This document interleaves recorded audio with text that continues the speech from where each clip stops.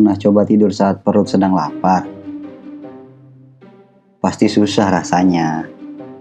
Dan kalaupun bisa, pasti tidak akan nyenyak.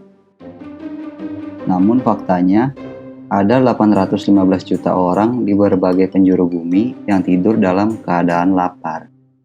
Mereka terpaksa tidur dengan perut lapar karena tidak memiliki makanan untuk dimakan.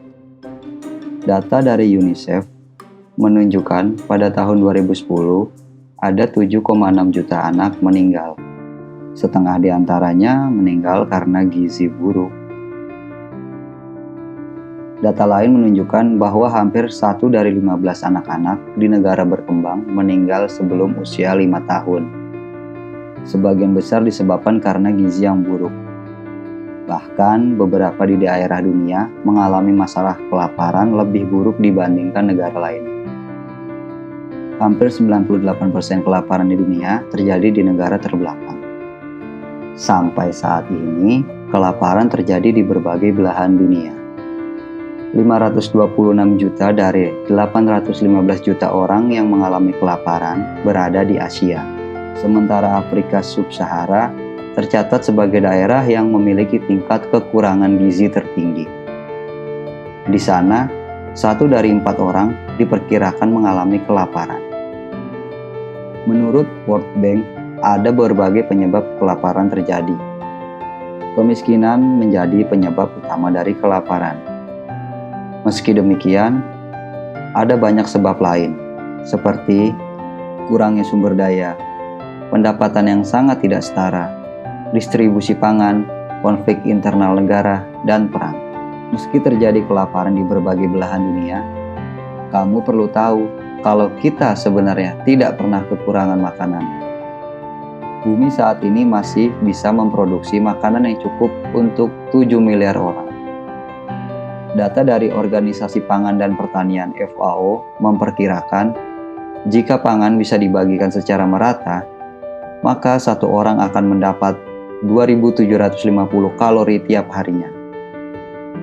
Angka yang jauh lebih tinggi dibandingkan angka minimum kalori yang seharusnya, yaitu 2.100 kalori per hari.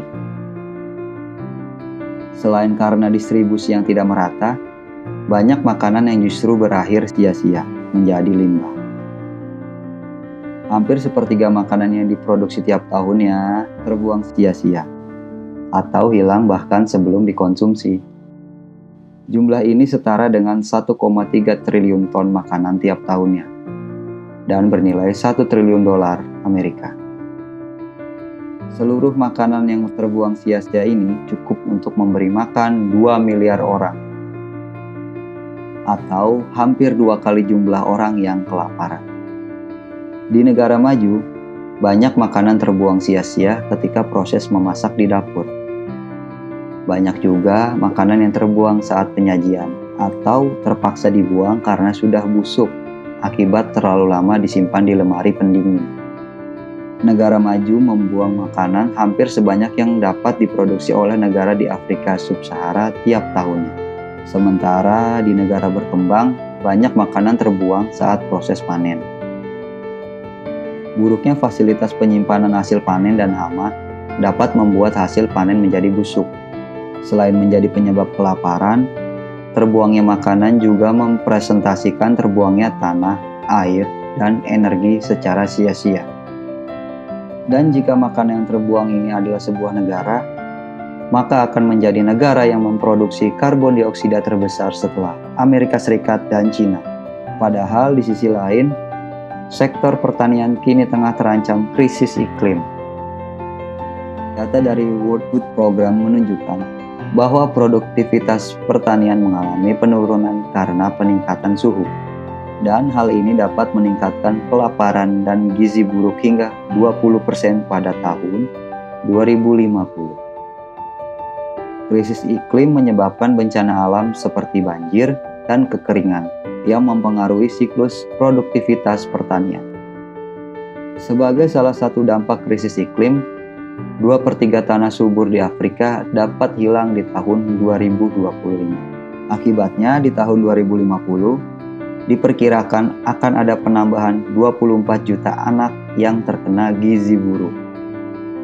Dengan estimasi 10 jutanya akan ada di Afrika Sub-Sahara.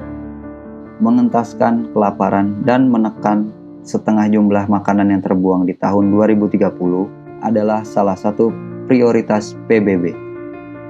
Bahkan, mengakhiri kelaparan, mencapai ketahanan pangan, dan perbaikan nutrisi menjadi salah satu agenda dari 17 agenda SDGs. Teknologi menjadi catatan penting dalam upaya pengentasan kelaparan, terutama terkait dengan pangan.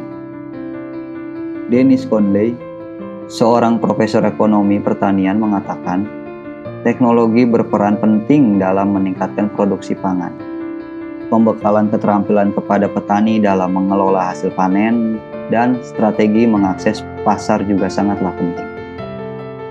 Hal tersebut membantu mereka mengurangi potensi pangan yang terbuang sia-sia.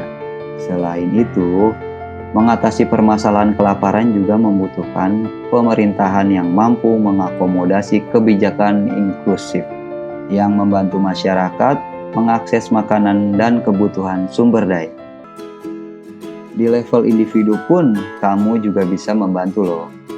Kamu bisa mendonasikan makanan ke komunitas lokal, menjadi relawan dengan membantu program yang berusaha mengatasi kelaparan. Lebih bijak saat belanja makanan, sehingga makanan kamu tidak terbuang sia-sia. Mengatur porsi makananmu, sehingga tidak ada alasan kamu membuang makanan karena kekenyangan. Manfaatkan kembali sisa bahan pangan untuk diolah menjadi makanan. Atau semudah meningkatkan kesadaran soal tantangan kelaparan yang kita hadapi dengan membagi video ini. Ingat, tidak selayaknya ada orang yang tidur dalam kondisi kelaparan, sebagaimana kamu yang sulit berkonsentrasi saat lapar. Sebab, akan banyak hal baik yang tertunda dilakukan hanya karena perut yang lapar.